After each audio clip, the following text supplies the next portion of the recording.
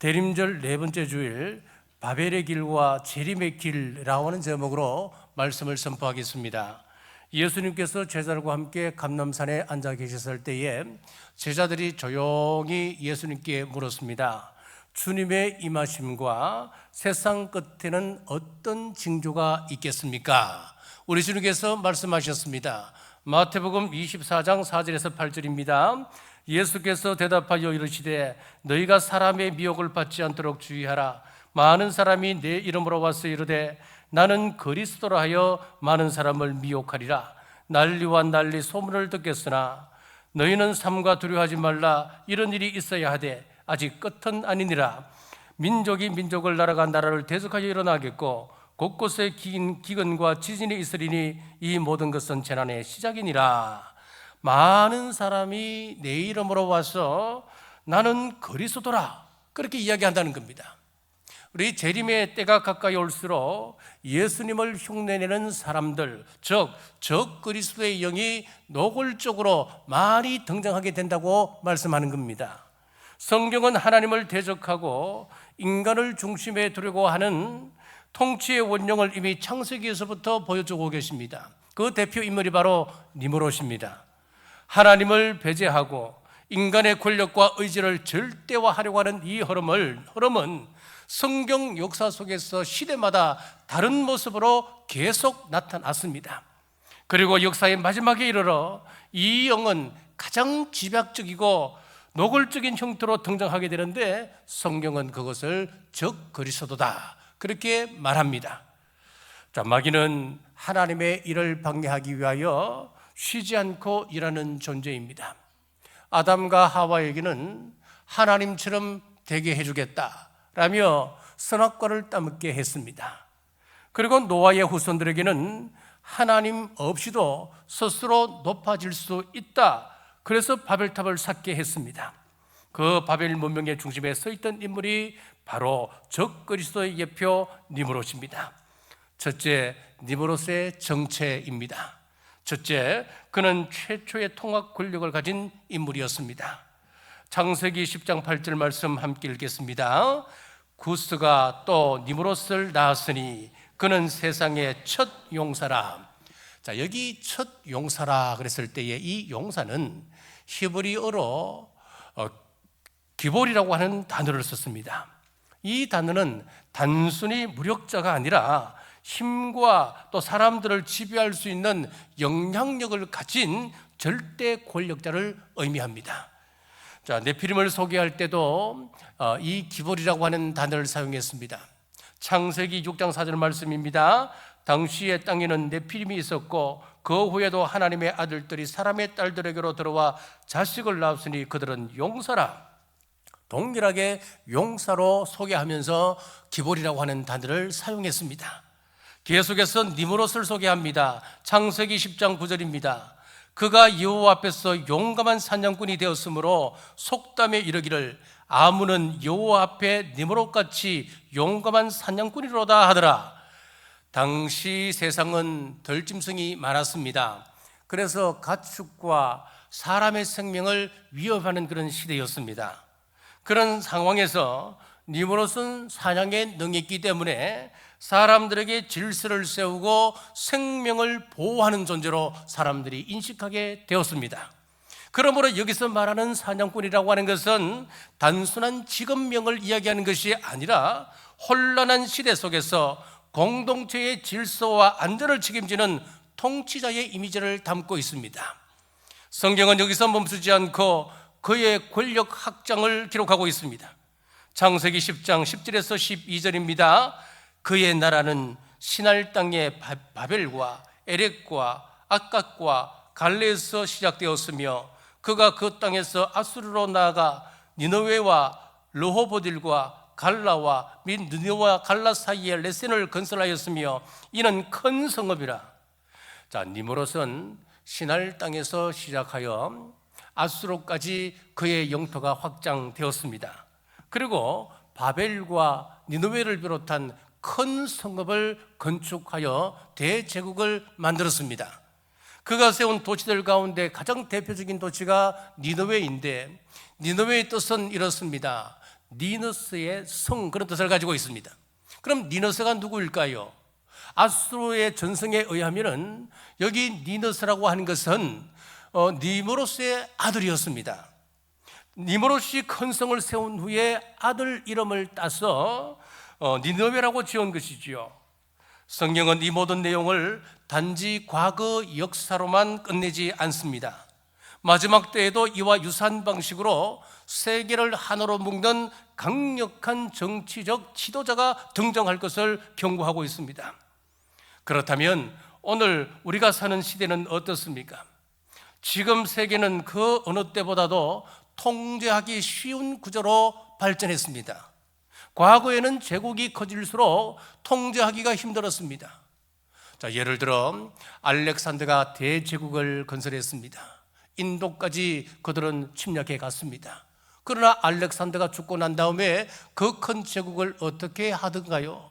분리시켰습니다. 네 나라로 분리되었습니다. 징기스칸의 몽골 제국을 보십시오. 세계에서 가장 큰 제국을 건설했던 나라 아니었습니까? 그런데 징기스칸이 죽고 난 다음에 어떻게 그 제국을 유지할 수 있었습니까? 할 수 없는 겁니다. 분리되었습니다. 자, 그러나 오늘은 통신과 인터넷과 금융 시스템의 발전으로 인해서 온 세계가 하나의 네트워크로 연결되어져 있습니다. 과거 농경 시대에 중동에서 전쟁이 일어났다고 해서 우리나라에 무슨 영향력이 있던가요? 영향이 오던가요? 과거에는 별 영향이 없었습니다. 거기는 거기고 우리는 우리였습니다. 그러나 오늘은 다릅니다. 아랍에서 전쟁이 일어나면은 그 불씨는 국경을 넘어서 다음날 아침 우리 대한민국에 석유값이 뛰어오르는 겁니다. 이것은 무엇을 이야기하느냐면은 세계가 하나의 시스템으로 아주 촘촘하게 엮여 있다고 하는 것을 말하고 있는 것입니다. 다시 말하면 지금의 세상은 하나의 권력, 하나의 질서 아래 통치되기에 매우 적합한 구조가 되었다고 하는 뜻입니다.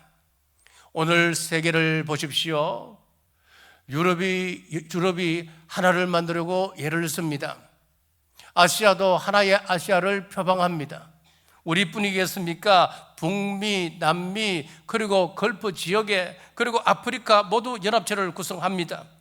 세계가 하나로 묶이면 자연스럽게 하나의 권력, 하나의 지도자가 등장하게 될 것입니다. 성경은 그 인물이 적그리스도적 성격을 띠게 될 것이라고 우리 성경은 경고하고 있습니다. 자, 둘째, 니므롯은 통일 종교의 기초를 놓았습니다. 니므롯은 인류 역사상 최초의 우상적 권력 구조를 형성한 인물이었습니다. 그는 단순한 왕이 아니라 자신과 그 아들들을 신의 화신으로 선포했습니다. 고대 아수르 신화에 의하면은 니므롯은 월신의 화신으로, 그리고 그 아들들은 별신의 화신으로 소개하고 있습니다. 이유가 있습니다. 사막 문화권에서는 태양이 아주 나쁜 것입니다. 태양은 너무나 따가워서 자신들의 생명을 위협하는 존재로 인식하고 있었고, 달과 별은 시원함과 이슬을 주는, 즉 생명과 보호와 인도의 상징으로 인식되었기 때문에 그렇습니다.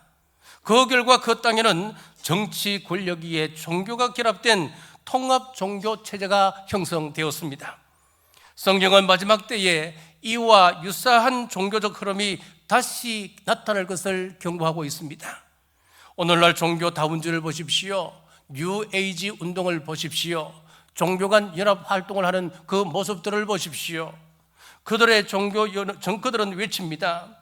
예수님으로 구원받을 수 있다. 그거 맞다. 그럽니다. 우리도 그리스도의 이름으로 기도할 수 있다. 그럽니다. 타 종교에서도 성탄이 되면 플래카드를 끌고 기쁘다 구주 오셨는데 우리도 환영할 수 있다. 그럽니다. 그러나 문제는 이겁니다. 예수 그리스도만이 유일한 구원자가 된다고 하는 그 사실은 부인하고 있습니다. 모든 종교에도 구원이 있다. 모든 종교의 영은 성령이다. 그렇게 주장을 합니다. 사랑하는 여러분, 이것은 복음이 아닙니다. 이것은 종교 통합을 위한 교리일 뿐입니다. 사도행전 4장 12절 같이 읽겠습니다. 다른 이로서는 구원을 받을 수 없나니 천하 사람 중에 구원을 받을 만한 다른 이름을 우리에게 주신 일이 없음이라 하였더라. 아멘. 우리는 혼합 종교를 따르는 사람들이 아닙니다. 우리의 구원자는 오직 예수님이시다. 이 사실을 믿고 따르는 사람이 저와 여러분들입니다. 자, 셋째, 니무롯은 통일 경제 시대를 구축했습니다. 창세기에는 니무롯이 경제 통합체를 이루었다라고 하는 기록은 없습니다. 그러나 그가 온 세계를 지배하는 통합 권력을 세웠고 여러 도시를 하나의 제국 아래 묶어둔 것을 보면 그 통치 아래 경제 역시 통합되었다 하는 것을 우리는 짐작할 수가 있습니다. 왜냐하면 권력이 통합되면 경제는 따라옵니다. 경제 통제 없이는 제국을 유지할 수 없기 때문에 그렇습니다. 성경은 마지막 때가 되면 니무롯 시대와 유사한 훨씬 더 강력한 통제의 시대가 올 것을 말씀하고 있습니다. 요한계시록 13장 16절에서 17절 같이 읽겠습니다. 그 오른손이나 이마에 표를 받게 하고 누구든지 이 표를 가진 자 외에는 매매를 못하게 하니 이 표는 곧 짐승의 이름이나 그 이름의 수라. 아멘. 여기 보면 짐승의 표가 나오는데 666이라 그랬습니다. 어느 날 갑자기 이 짐승의 표가 등장하지 않을 것입니다. 이 짐승의 표는 오히려 안전과 편리와 질서라고 하는 명분 아래 아주 자연스럽게 우리에게 다가오게 될 것입니다. 자, 미국에서만 1년에 실종 아동이 800만에 이른다고 합니다. 800만. 이런 800만 그러니까 느낌이 없지요. 우리 경주의 인구가 자꾸 줄어서 25만이 무너졌습니다. 자, 25만이라고 치면은 3배 하면 얼마입니까? 75만이잖아요. 경주 인구 3배보다 더 많은 수가 미국에서 한 해 아동 실종수라는 거예요. 자, 그러면 80만이라 했을 때 하루로 우리가 환산해 보면 얼마냐? 놀라지 마십시오. 하루에 100명 사라지는 것이 아닙니다. 200명 사라지는 것이 아닙니다. 무려 2,000명 이상의 아동이 하루에 실종된다는 거예요. 여러분, 충격적이지 않습니까? 놀랍지 않습니까? 자, 이런 범죄를 막기 위해서 개인 식별, 위치 추적, 아니면 생체 인정 같은 강력한 통제 시스템이 분명 제시될 것이고, 그 흐름 속에 짐승의 표와 유사한 체제가 자연스럽게 등장할 수가 있습니다. 이것을 반대하는 기독교인들은 어떻게 될까요? 사회 질서를 해치는 존재로, 사회 세계 평화를 위협하는 집단으로 프레임을 씌워가지고 아주 극심한 핍박이 시작될 수 있음을 성경은 예고하고 있습니다. 자, 그때가 되면 종이화폐나 카드는 사라지고 오른손이나 이마에 표가 없으면 매매조차 할 수 없다라고 요한계시록 13장에 분명히 나오지 않습니까? 당장 생필품을 살 수가 없습니다. 내가 지금 먹을 양식이 떨어져서 그것을 사와야 되는데 그걸 살 수가 없다는 거예요. 사랑하는 내 자녀가 지금 수술을 받아야 살 수 있는데 지금 짐승의 표가 내 이마나 오른손에 없기 때문에 그 아이에게 수술을 감당할 수 없다, 시작할 수가 없다. 여러분, 그런 실질적인 상황에 직면했을 때에 과연 몇 사람이나 믿음을 지킬 수 있을까요? 자, 넷째, 니무롯 시대는 언어 통일 시대였습니다. 창세기 11장 1절 같이 읽겠습니다. 온 땅에 언어가 하나요 말이 하나였더라. 자, 여기서 언어가 하나였다라고 하는 것은 단순한 소통의 수단이 아니었습니다. 말은 굉장히 중요합니다. 말 속에는 철학이 들어가 있잖아요. 그 말 속에는 사상이 들어가 있는 거예요. 사상과 방향과 의지와 방향, 이것이 우리 하나였다고 하는 것은 결국 이러한 모든 것들이 하나였다는 이야기였습니다. 오늘날 인류는 약 7,000개의 언어를 사용하고 있다고 합니다. 끊임없이 다시 언어를 하나로 통일시키려고 하는 시도를 하고 있습니다.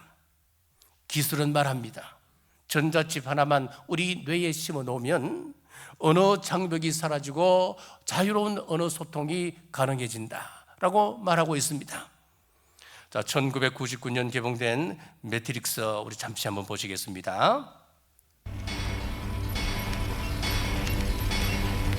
지금 이런 상황이 어떤 장면이냐면은 주인공 내에 칩이 이미 심겨져 있습니다. 심겨져 있는 그 칩에다가 새로운 프로그램을 지금 집어넣고 있는 거예요. 자, 이 프로그램을 집어넣으니까 지식, 언어, 그리고 감각, 반응, 자, 이것이 전체가 하나로 하나의 체제로 통합이 돼 버려요. I know kung fu. Show me. 자, 이 장면은 무슨 장면이냐면은 주인공은 쿵푸의 문외한입니다. 전혀 쿵푸를 몰라. 지금 막 어리둥절하잖아요. 자, 그런데 너 속에 지금 그런 프로그램이 들어가 있다 하면서 이제 얘기가 이제 시작하는 거예요. 주인공이 전혀 쿵푸를 모르는 사람이 이제 프로그램에 의해서 막 움직이기 시작합니다. 과거 같으면 쿵푸 마스터가 되기 위해서는 뭐 소림사에 들어가서 10년 동안 수련하고 그래야 쿵푸 마스터가 되잖아요. 그런데 이건 아닙니다.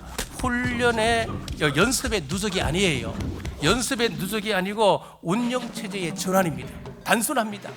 그래서 전혀 무술을 할 수 없었던 사람이 갑자기 저렇게 되는 거예요.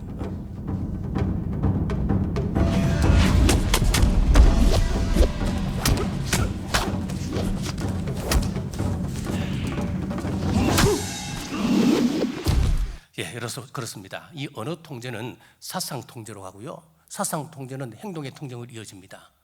자, 행동의 통제는 체제 유지로 가기 때문에 권력은 자연스럽게 이 칩을 강요하게 될 것입니다. 그렇습니다.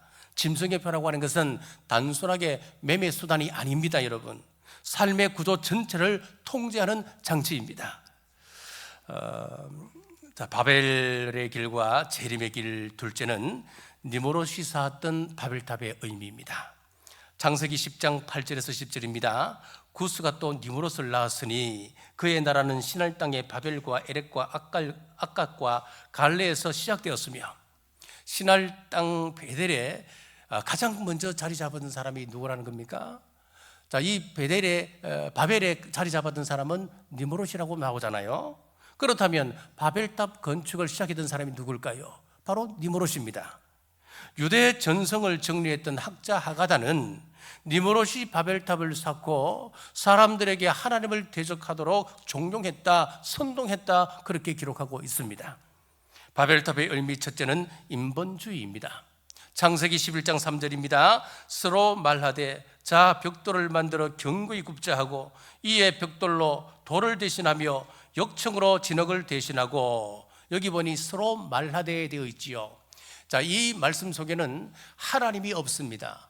사람들 상호간에 서로 대화하며 서로 의논하고 결정을 내리는 것입니다. 인본주의의 시작입니다. 교회가 말씀보다는 사람의 말을 앞세우고 하나님의 뜻보다는 파당과 계산을 앞세운다면 그곳은 더 이상 교회가 아닙니다. 그곳은 바벨입니다. 자, 벽돌로 돌을 대신했다 했습니다. 돌은 하나님께서 만든 자연물입니다. 벽돌이라고 하는 것은 인간이 만든 인공 구조물입니다. 자, 역청으로 진흙을 대신했다 했습니다. 진흙은 하나님이 주신 접착제입니다. 그런데 역청이라고 하는 것은 인간이 만든 접착제입니다. 자, 이렇게 바벨탑은 인본주의의 상징이 되었습니다. 자, 바벨탑의 의미 둘째는 성경과 반대 사상입니다. 창세기 11장 4절입니다. 온 주변에 흩어짐을 면하자 하였더니, 자, 이 말은 하나님의 뜻과 정면으로 충돌하는 말씀입니다. 자, 우리 하나님께서 창세기 9장 1절에 생육하고 번성하여 땅에 충만하라 하셨습니다. 하나님은 노아의 후손들이 세계 곳곳에 퍼져나가 하나님께 영광 돌리는 삶을 살기를 요구하셨습니다. 자, 그런데 바벨은 흩어지지 말자, 즉 성경과 반대 사상을 가지고 있습니다. 자, 셋째, 교만입니다.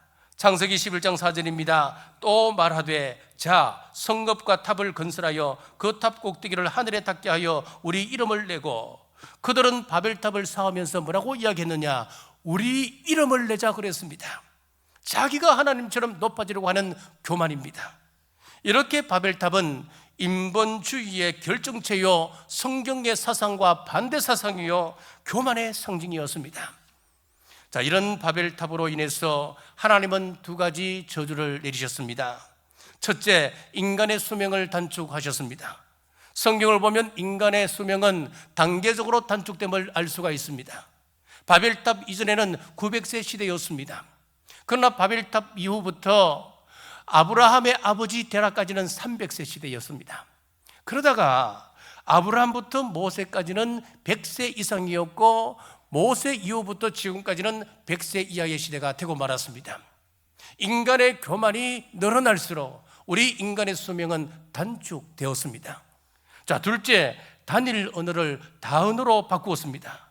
사람을 가장 흩어놓는 가장 좋은 방법은 언어를 바꿔버리는 거예요.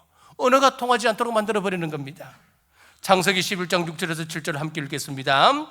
여호와께서 이르시되 이 무리가 한 족속이요 언어도 하나이므로 이같이 시작하였으니 이후로는 그 하고자 하는 일을 막을 수 없으리로다. 자, 우리가 내려가서 거기서 그들의 언어를 혼잡하게 하여 그들이 서로 알아듣지 못하게 하자 하시고, 하나님은 언어를 혼잡하게 하시니까 말이 통하지 않게 되었고, 사람들은 이 세상 곳곳으로 흩어지게 되었습니다. 이제 마지막 때가 되면은 적 그리스도는 니므롯이 이루었던 것을 다시 회복하려 할 것입니다. 통일 정부, 통일 경제, 통일 화폐, 통일 종교, 통일 언어. 그러나 하나님께서 바벨탑을 무너뜨리셨듯이 마지막 날의 백보자 심판으로 이 모든 악을 완전히 멸하실 것입니다. 바벨의 길과 재림의 길, 셋째, 성경적 구별법입니다. 주님은 종말의 때에 거짓 그리스도와 거짓 선지자가 나타나 많은 사람을 미혹하게 될 것이다 말씀하셨습니다. 마태복음 24장 4절에서 5절 말씀입니다. 예수께서 대답하여 이르시되 너희가 사람의 미혹을 받지 않도록 주의하라. 많은 사람이 내 이름으로 와서 이르되 나는 그리스도라 하여 많은 사람을 미혹하리라. 자, 여러분, 이 종말에 대해서는요, 여러분들이 느낌 가지고 주장해서도 안 되고, 어디서 들었던 어떤 정보를 가지고 여러분들이 진실인 양 이야기해서는 안 됩니다. 여러분, 느낌이나 분위기가 아니라 우리는 예수님을 믿는 사람들, 예수 그리스도의 제자된 삶을 살아가는 우리 성도로서 저와 여러분은 어디에 텍스트를 두어야 하느냐 하니까 텍스트는 유일합니다. 성경에 두어야 됩니다. 성경이 아닌 것 가지고 이야기하시면 여러분이 안 되는 거예요. 우리가 좀 이해하기 힘들어도 우리는 성경 가지고 이것을 정리해야 되는 겁니다. 분명한 기준을 가져야 됩니다. 자, 그럼 첫째, 우리 예수님의 재림은 구름 타고 오셔야 재림 주님이십니다. 마태복음 24장 30절 같이 읽겠습니다. 그때에 인자의 징조가 하늘에서 보이겠고 그때에 땅의 모든 족속들이 통곡하며 그들이 인자가 구름을 타고 능력과 큰 영광으로 오는 것을 보리라. 아멘. 계시록 1장 7절 같이 읽겠습니다. 볼지어다 그가 구름을 타고 오시리라. 각 사람의 눈이 그를 보겠고 그를 찌른 자들도 볼 것이요 땅에 있는 모든 족속이 그로 말미암아 애곡하리니 그러하리라. 아멘. 예수님께서 구름 타고 오셔야 합니다. 이것은 제가 다 찾아 읽지 않았습니다. 성경에는 분명히 예수님께서 구름 타고 오십니다. 세상은 말합니다. 21세기는 과학의 시대다. 과학의 시대에 아직까지도 그 신하와 같은 이야기를 믿고 있느냐? 예수님이 무슨 손오공이냐 구름 타고 오시게? 이것은 상징적인 표현일 뿐이다. 자, 이렇게 주장하는 것은 신천지가 그렇게 주장하고 있습니다. 그러나 저는 성경이 그렇다고 말씀하시면 저는 그대로 믿습니다. 성경이 그렇다고 한다면 여러분 그대로 믿으시는 여러분 되시길 주님의 이름으로 축복합니다. 둘째, 나팔소리와 함께 오셔야 재림 주님이십니다. 데살로니가전서 4장 15절에서 16절 함께 읽겠습니다. 우리가 주의 말씀으로 너희에게 이것을 말하노니 주께서 강림하실 때까지 우리 살아남아 있는 자도 자는 자보다 결코 앞서지 못하리라. 주께서 호령과 천사장의 소리와 하나님의 나팔 소리로 친히 하늘로부터 강림하시리니 그리스도 안에서 죽은 자들이 먼저 일어나고. 아멘. 우리 주님 재림하실 때는 주의 호령이 있어야 됩니다. 천사장의 소리가 있어야 됩니다. 하나님의 나팔 소리와 함께 죽은 자들이 먼저 살아나는 기적 같은 일이 벌어져야 합니다. 이 가운데 어느 하나라도 이루어지지 않았다면 아직까지 우리 주님의 재림은 있지 않은 것입니다. 고린도전서에서도 마지막 나팔 소리와 함께 죽은 자들이 먼저 살아나고 라고 말씀했습니다. 고린도전서 15장 51절부터 제가 읽습니다. 보라, 내가 너희에게 비밀을 말하노니 우리가 다 잠잘 것이 아니요 마지막 나팔의 순식간에 호련히 다 변화하리니 나팔 소리가 나매 죽은 자들이 썩지 아니할 것으로 다시 살아나고 우리도 변화되리라. 죽은 자들이 부활체로 살아나고 먼저 살아나고, 지금 저와 여러분이 예수님을 믿는 상태에서 주님의 그 재림을 맞이하게 된다면 저와 여러분들은 어떻게 해요? 다 변화되리니 변화체가 되어서 공중에서 주님을 맞이한다. 여러분 가운데 죽었던 기억이 있습니까? 죽었다가 살아서 지금 이 자리에서 예배드리고 계시냐고요? 없으시죠? 없으면은 우리 주님의 재림은 아직 이루어지지 않았습니다. 요한계시록 11장 역시 7번째 나팔 소리와 함께 우리 주님께서 재림하신다 말씀하셨습니다. 자, 셋째, 누구나 다 알게 오셔야 재림 예수님이십니다. 마태복음 24장 27절에 번개가 동편에서 나서 서편까지 범증같이 인자의 임함도 그러하리라. 번개는 숨길 수가 없습니다. 번개가 하늘을 가르면 이 땅에 있는 누구나가 다 그 번개를 볼 수가 있습니다. 우리 예수님도 그렇게 오신답니다. 예수님은 비밀스럽게 조용하게 엄밀하게 특정 지역에서만 오시는, 알 수 있는 그런 분이 아니시랍니다.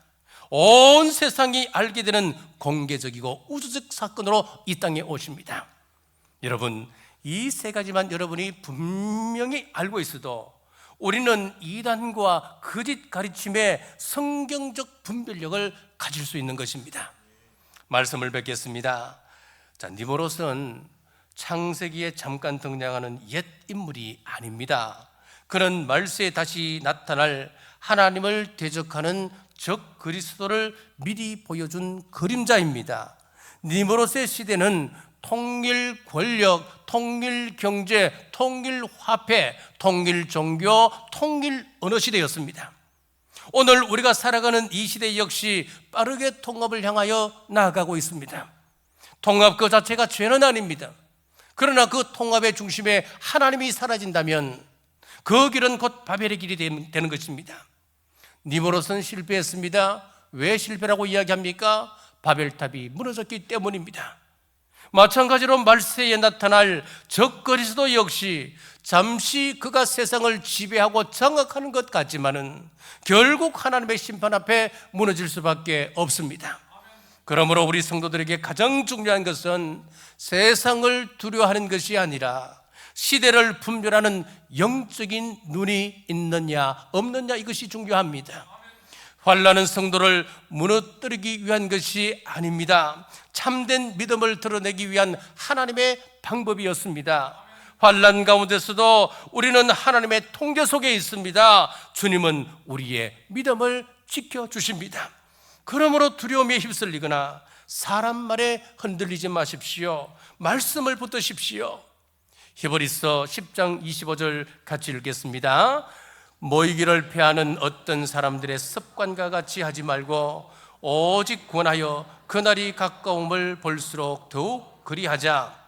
마지막 시대에 이단은 공포를 심어서 혼란케 하고 분열시키며 삶으로부터 이탈시킵니다. 우리는 성경으로 돌아가서 오직 말씀 안에서 분별해야 합니다.